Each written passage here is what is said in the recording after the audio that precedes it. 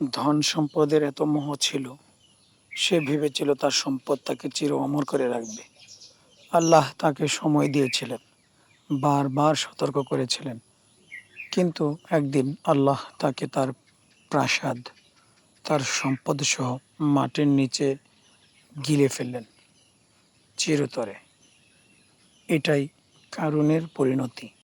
এই গল্প শুধু অতীত নয়, এই গল্প তোমার জন্য, আমার জন্য। কারণ মূসা আলাইহিসসালামের কওম বনি ইসরায়েলের মানুষ। কেউ কেউ বলেন তিনি মূসা আলাইহিসসালামের চাচাতো ভাই ছিলেন। সে ছিল একসময় ধার্মিক ও আলেম, কিন্তু যখন ধন তার হাতে এলো, অমনি সে বদলে গেল। আর এটা তো স্বাভাবিক নিয়মই। সম্পদ মানুষকে বেপরোয়া বানায়, অবাধ্য বানায়, যদি সে আল্লাহ তাআলার ইচ্ছা অনুযায়ী নিজের সম্পদকে ব্যবহার না করে থাকে। আল্লাহ বলেন, কারণ ছিল মূসার কওমের অন্তর্ভুক্ত। সে তাদের বিরুদ্ধে ঔদ্ধত্য প্রদর্শন করেছিল। কারণ এত ধনী ছিল যে তার ধন ভাণ্ডারের চাবিগুলো বহন করতে বহু শক্তিশালী মানুষ লাগত। কিন্তু যখন লোকেরা তাকে আল্লাহর পথে ধন ব্যয় করার কথা বলল, সে বলল, এই সম্পদ আমার জ্ঞান ও যোগ্যতায় অর্জন করেছি। সূরা কসাস। সে দিনদারদের, অর্থাৎ যারা আল্লাহ তাআলার উপর ঈমান এনেছিল, একনিষ্ঠভাবে আল্লাহ তাআলার ইবাদত করত, তাদেরকে উপহাস করত, গরিবদের অপমান করত, এমনকি মূসা আলাইহিসসালামের বিরুদ্ধে ষড়যন্ত্র করত। তার অন্তর ছিল পাথরের চেয়েও কঠিন। অতঃপর আমি তাকে ও তার গৃহ ভবনকে ভূগর্ভে ধসিয়ে দিলাম। তার পক্ষে কোনো দল ছিল না যারা আল্লাহর মোকাবেলা করতে পারত, এবং সে আত্মরক্ষাও করতে পারল না। সূরা আল কসাস।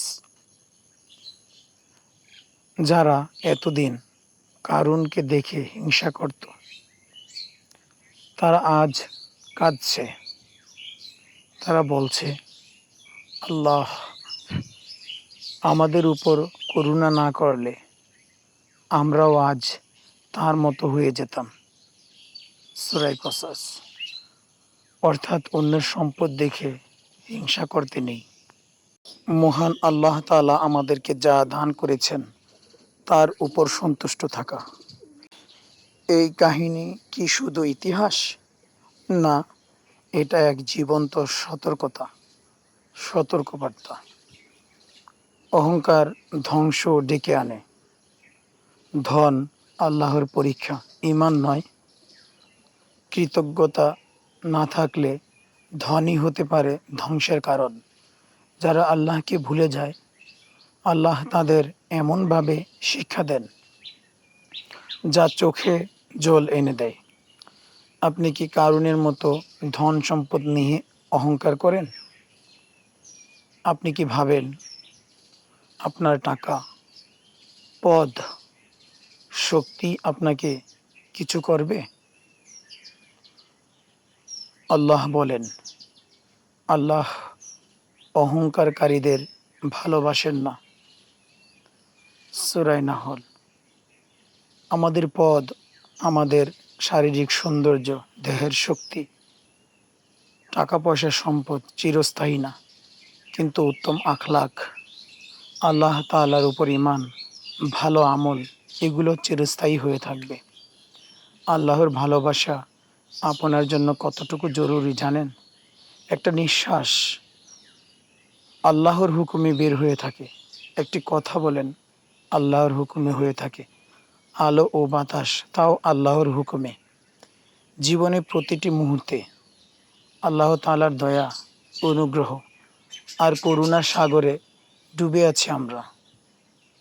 আজও যদি আপনি চোখ খুলেন, তওবা করেন, আপনার অন্তর আল্লাহর সামনে নত করেন,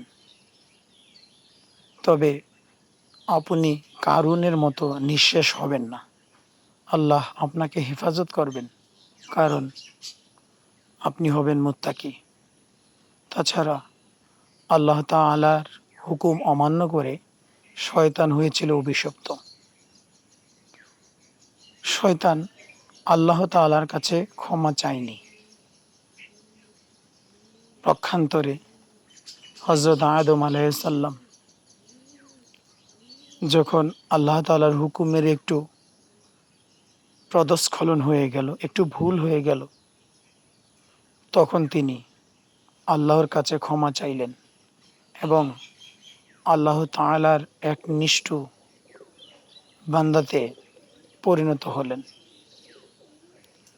এই ঘটনাটি হয়েছিল হযরত আদম আলাইহিস সালাম যখন নবুয়ত পাননি, জান্নাতে ছিলেন। আল্লাহ তাআলা পরবর্তীতে নবুয়ত দান করেছিলেন আদম আলাইহিস সালামকে। আসুন বলুন, হে আল্লাহ, আমাকে কারুনের মতো হতে দিও না, আমাকে বানাও কৃতজ্ঞ বান্দা, আমার অন্তর থেকে অহংকার তুলে নাও। এই ভিডিও যদি আপনার হৃদয় ছুঁয়ে থাকে, আপনার উপকারে আসে আর আপনার জ্ঞান সাগরে একটু খোঁচা দিয়ে থাকে, তাহলে এটিকে শেয়ার করুন। হতে পারে এটাই কোনো এক অহংকারী হৃদয়ের বাঁচার কারণ হয়ে দাঁড়াবে, আর আপনি হবেন তার একটি উসিলা। যে নিজেকে কিছু মনে করে সে আল্লাহর কাছে কিছুই নয়, আর যে নিজেকে কিছুই মনে করে না সে আল্লাহর প্রিয়।